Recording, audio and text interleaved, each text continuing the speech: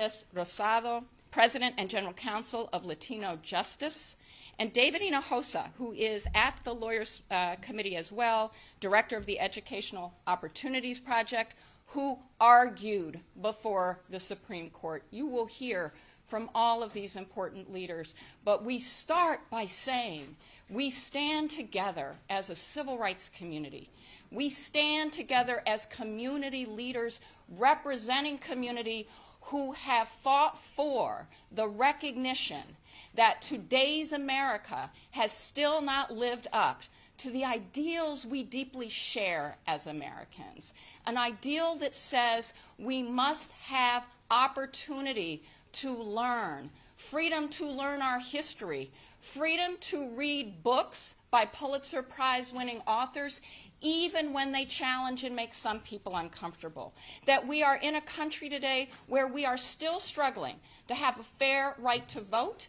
And when we talk about educational opportunity, when we talk about whether and how we create more opportunities for every single American without regard to where they live, without regard to how many resources they have, and without regard to the color of their skin and our long-standing history of throwing up barriers in the face of too many of our communities because of how we look, because of our languages, our nations of origin, despite our contributions. That this is the time when we say President Joe Biden is right.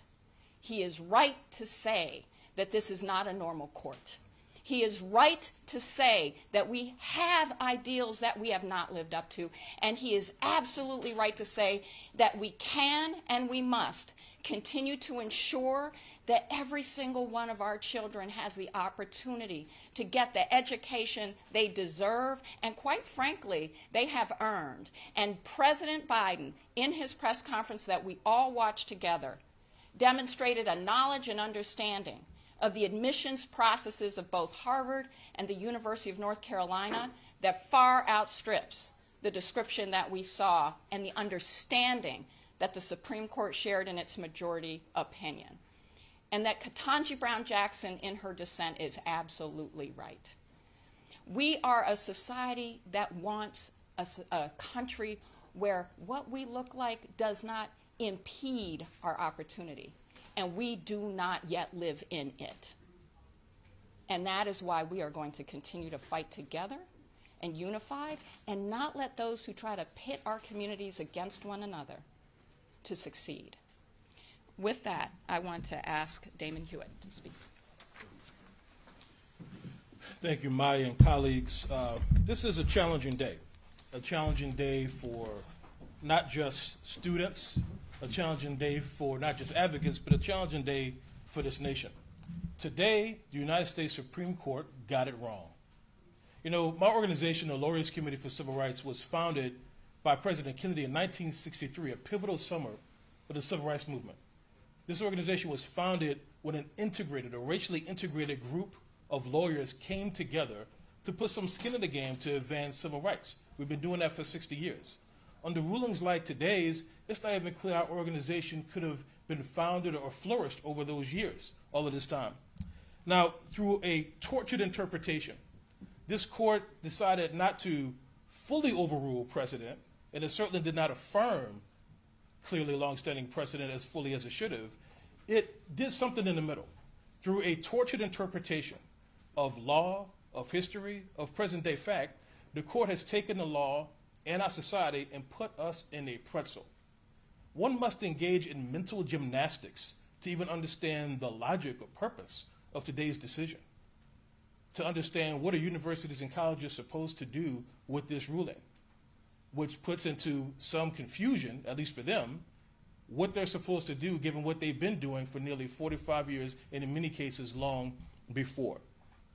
That is a decision, this is a decision rather, that is not just confounding on the law, but is also morally bankrupt and intellectually dishonest. Now, let's be clear about how we got to this point. For decades upon decades, in fact, ever since affirmative action existed in any context, opponents have been trying their best to end it. And almost every time they've lost, especially when they go up to the U.S. Supreme Court, they continue to lose. But when you make up a fake organization, when you spread false narratives about a dichotomy between diversity and merit, when you tell specific students, hey, you're being hurt when they don't even think they're being harmed, that's how you get to this point.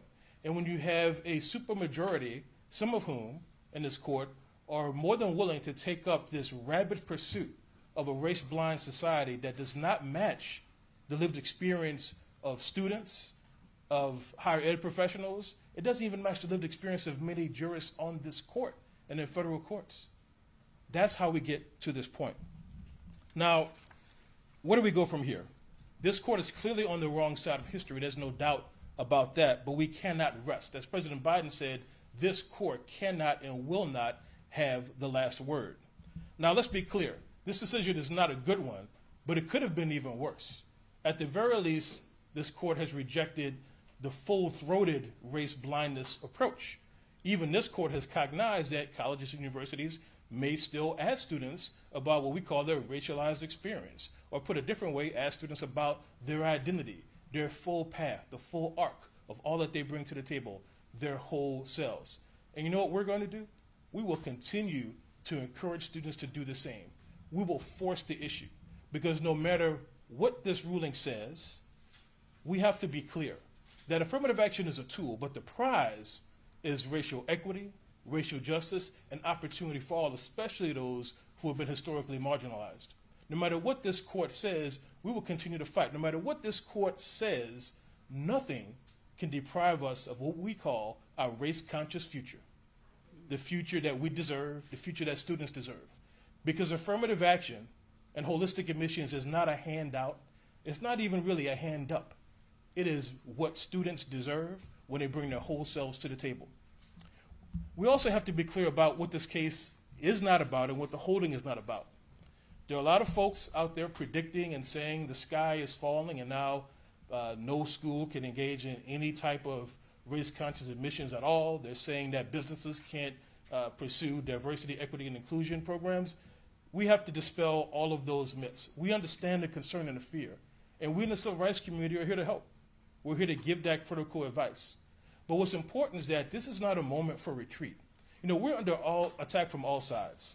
You know, the opponents that we're facing are not just anti-woke, they're anti-vote, they're anti-opportunity, they are counter-majoritarian. They're against what this country stands for. So this is a time when we need a whole-of-society approach.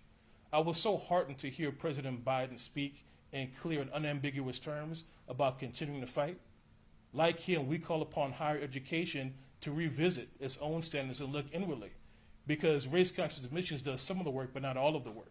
It's a critical tool, but we need universities to address legacy admissions, to address over-reliance on standardized tests that underpredict systematically talent among black and brown students. In our view, that is the civil rights violation. We will not rest for that. We want our students to continue to lift up and be their whole beautiful selves, and we need higher ed to say that you are embraced and you are welcome here. We need businesses to do the same.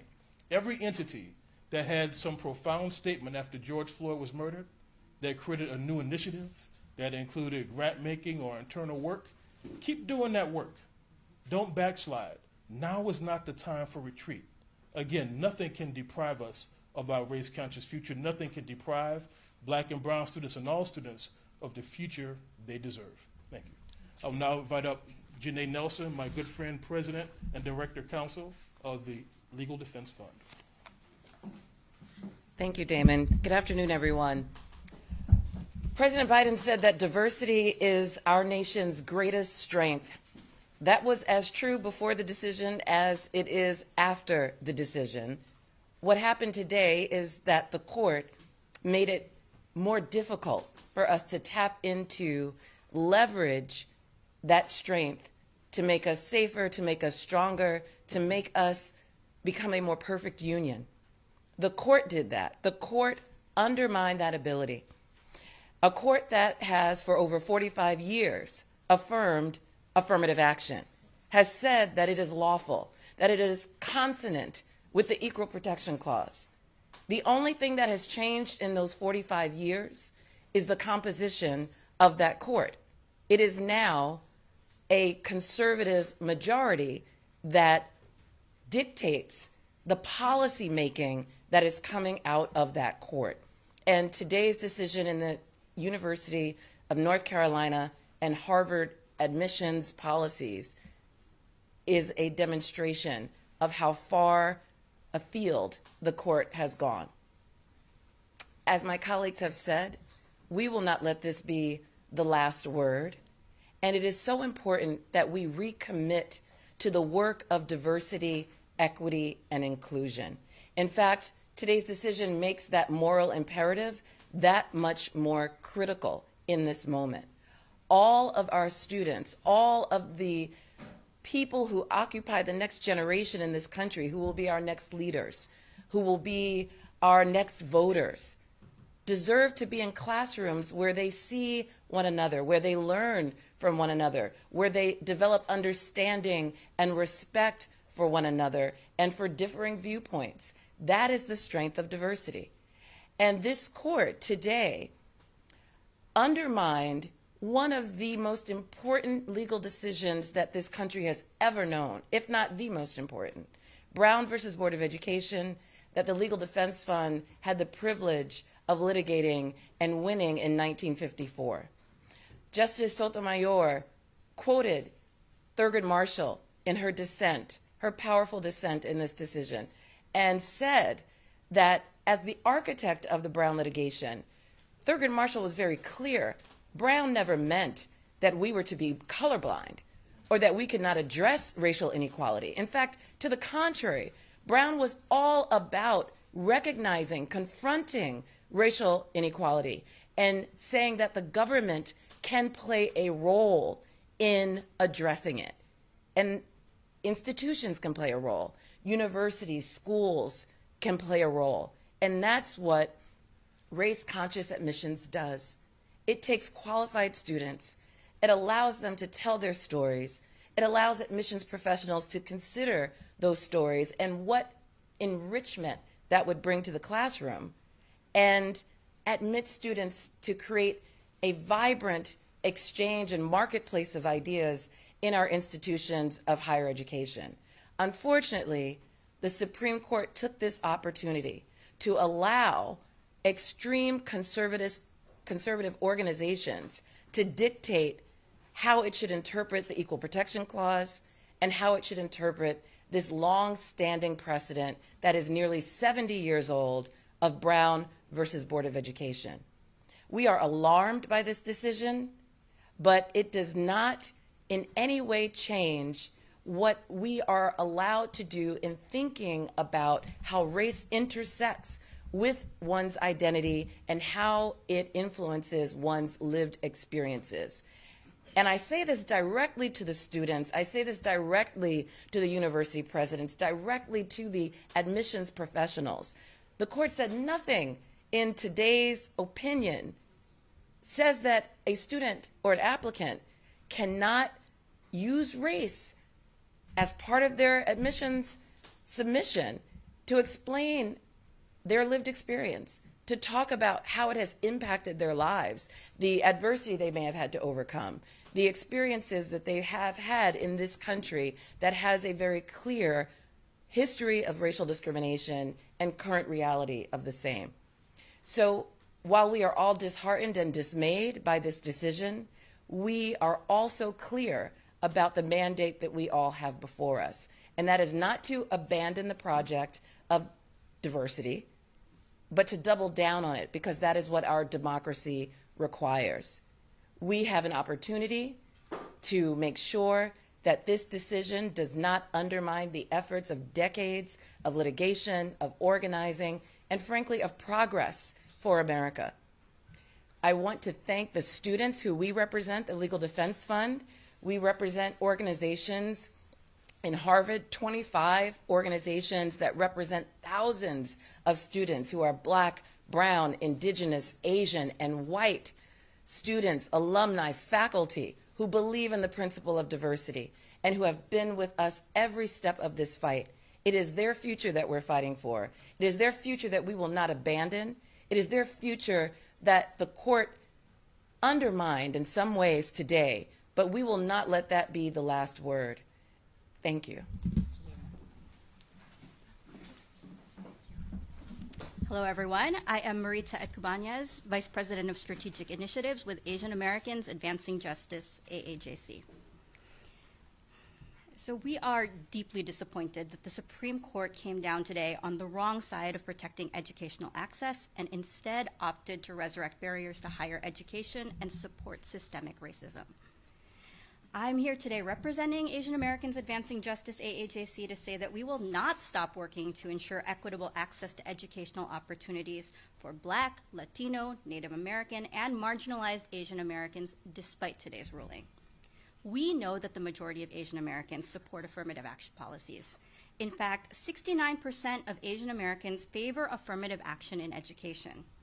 What this means is that Asian Americans Advancing Justice, AAJC, and the majority of the Asian American community will work with our allies to push educational institutions to create more opportunities for students of color to enter their schools of choice, to not let this ruling be an end to talented students getting into schools like Harvard and UNC, and to ensure that our future leaders of this country represent the multiracial makeup of our society.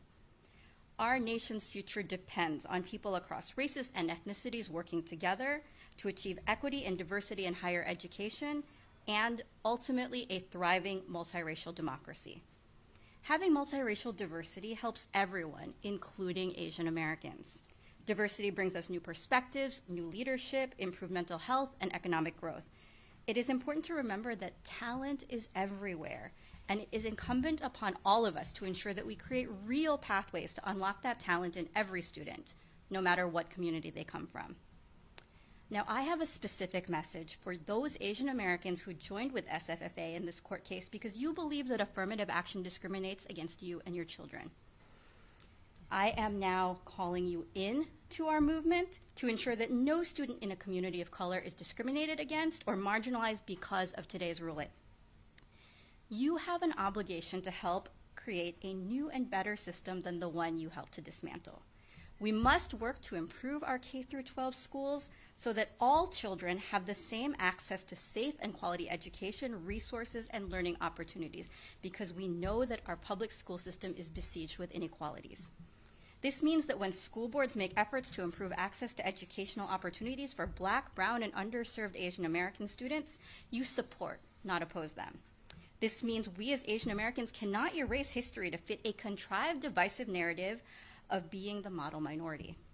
We cannot ask for our schools to teach Asian American history while suppressing the experiences of Black people.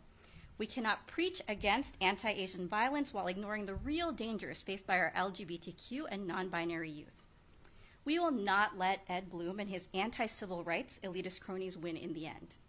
We've always known that as we achieve greater levels of diversity and success in this country, there will always be those trying to find ways to undermine or dismantle our achievements to preserve existing power structures.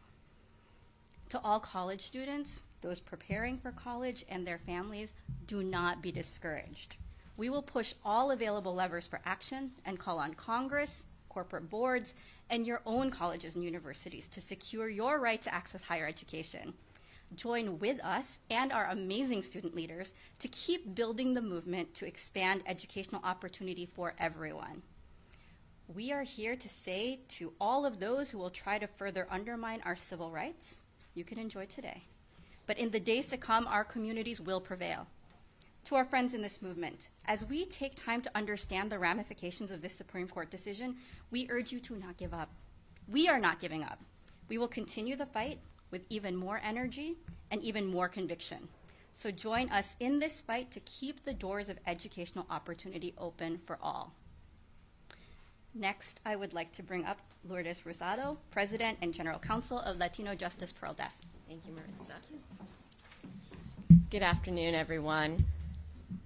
Today's decision goes against 5 decades of precedent, affirming the value of race-conscious admissions and creating pathways of opportunity for millions of families throughout the U.S. It betrays our country's promise of equal access to education and to opportunity. But we're not going to allow the court or anyone else narrow the opportunities or curtail the dreams of our young people. My organization, Latino Justice Pearl Duff, will not back down from our commitment to brace open the doors of opportunities for Latinos and other students of color.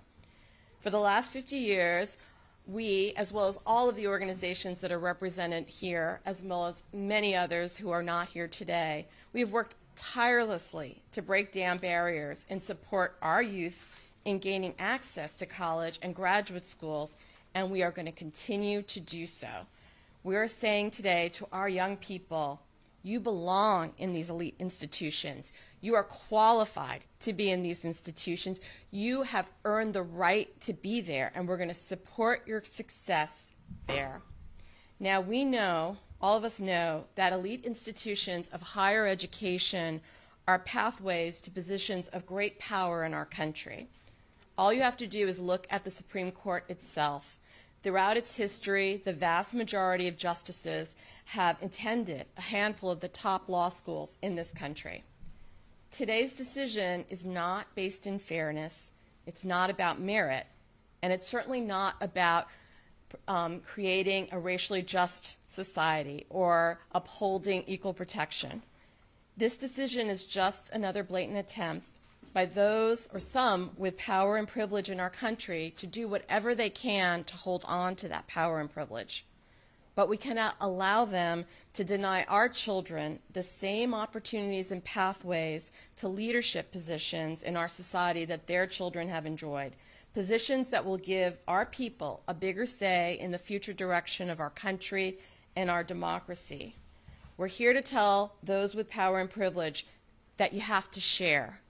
We will not allow you to roll back decades of progress run by hard work and perseverance. Access to education is one of the greatest drivers of success, not just for individuals, but for families and communities. And we also know that investing in more pathways to opportunities leads to true liberty and justice for everyone in our society. Racial diversity in higher education helps set a stronger foundation for a multiracial democracy, a term that my colleague Janae Nelson uses frequently and that I love. And we're going to continue to fight for that goal. We urge universities to invest in the policies and programs that bring a diverse body of students to their campuses and support students so that they can succeed. There is a lot that we can do and that we and universities must do to ensure that our students have access to these opportunities. So we call on everyone today to ensure that those doors stay braced open. And now I'm going to turn it over to my esteemed colleague, David Hinojosa, Director of Education from the Lawyers Committee, who also argued the case before the Supreme Court. David. Thank you.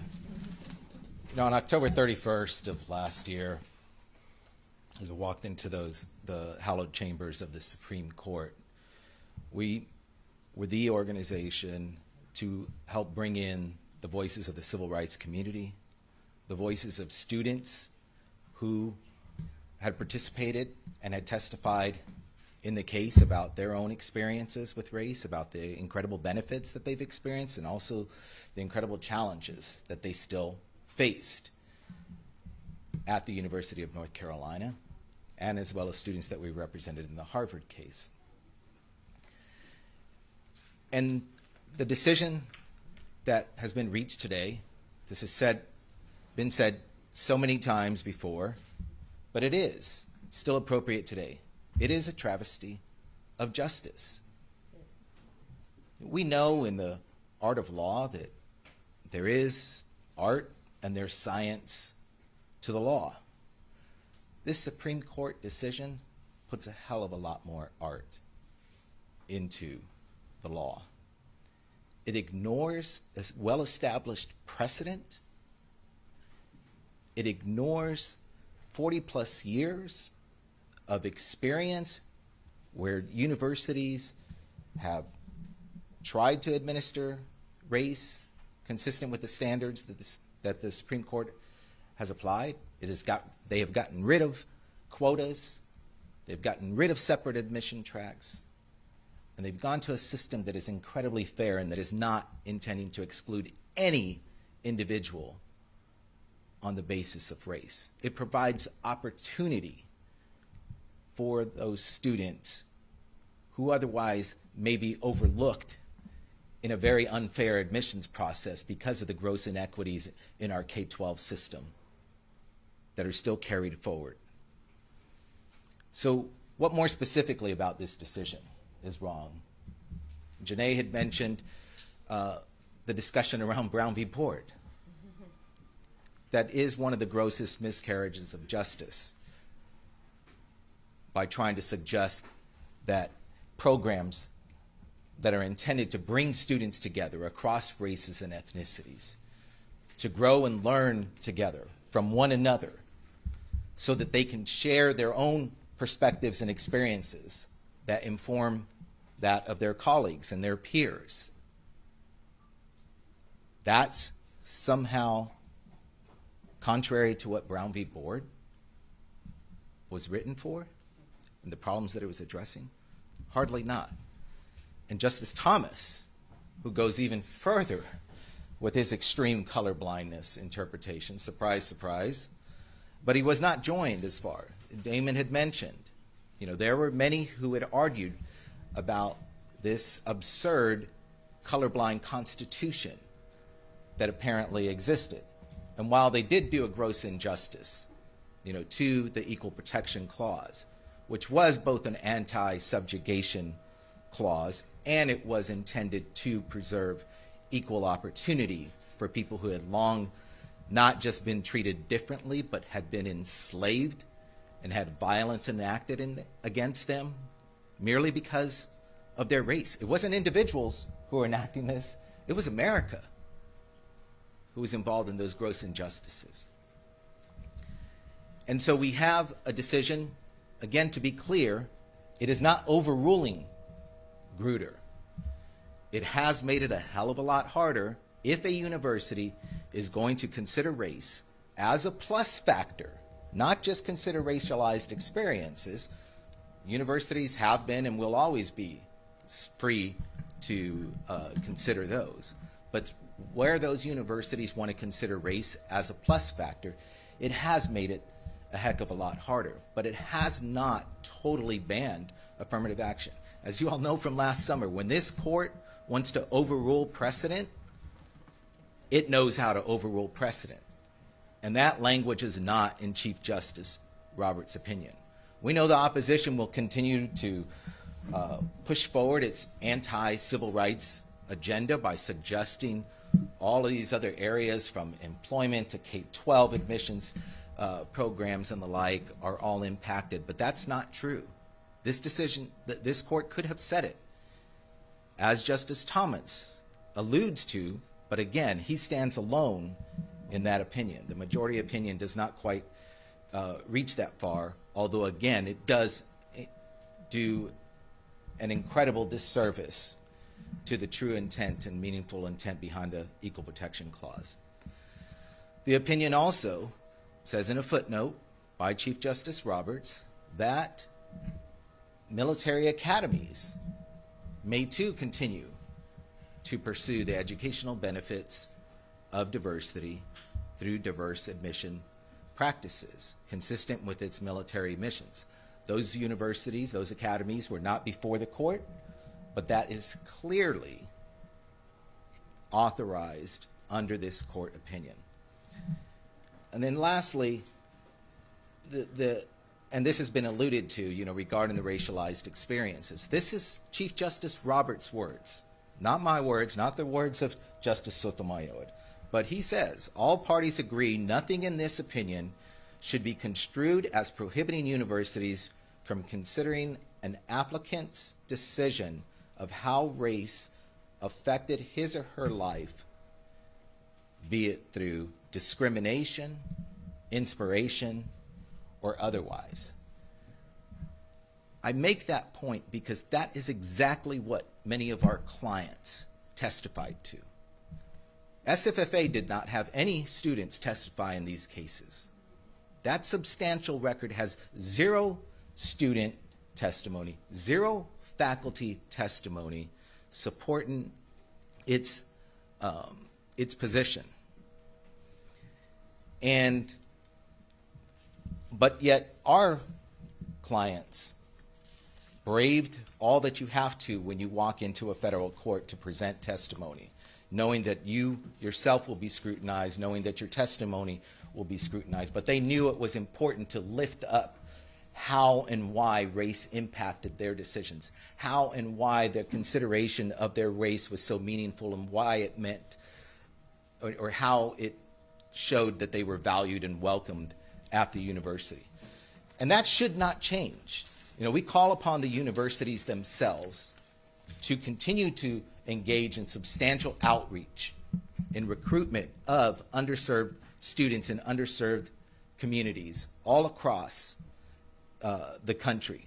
They can do that previously, and they should continue to do that. Nothing in this opinion prohibits that. They should also work with communities to ensure their comprehensive policies around recruitment, admissions, climate support, academic supports, counselings, etc., all the way through networking and alumni and job placement. They should work with their communities to ensure all of their practices are aligned with notions of fairness and justice, because that is not prohibited by this opinion.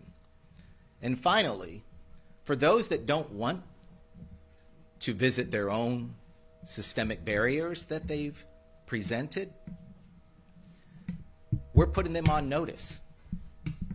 They want to continue those legacy admissions programs that continue to grant privilege, unearned privilege, to people simply because they're an alumni.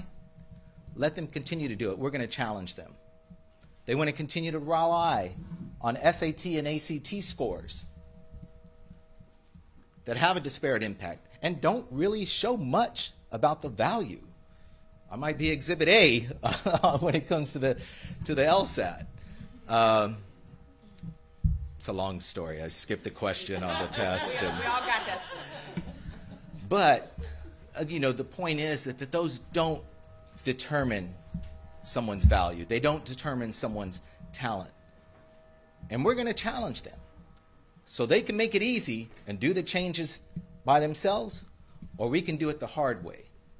And we are prepared to do whatever it takes, because history is on our side, justice is on our side, the majority is on our side of ensuring equal educational opportunity for all. And that goes also not just to colleges, but K-12 schools as well.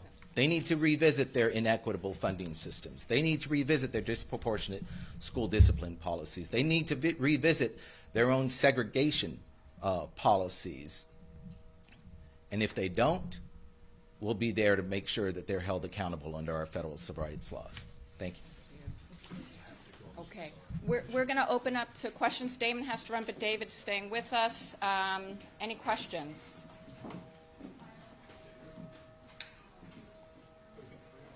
Questions?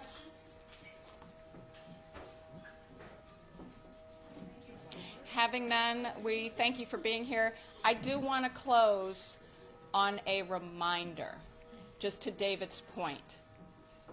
43% of admissions between 2009 and 2014 at Harvard were white students admitted because they were legacy, because of athletics, oftentimes things like fencing and squash that are not available in low-income urban or rural schools dominated by kids of color or low-income kids, or donations.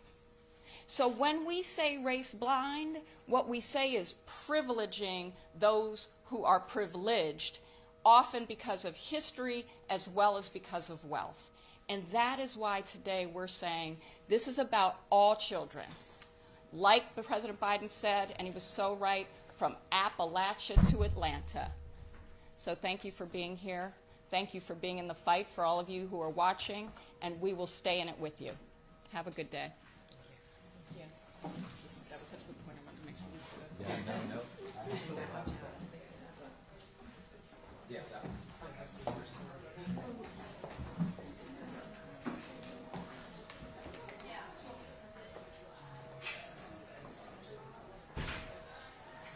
Thank you all. Does anyone need anything? Or does anyone need to file or space to file?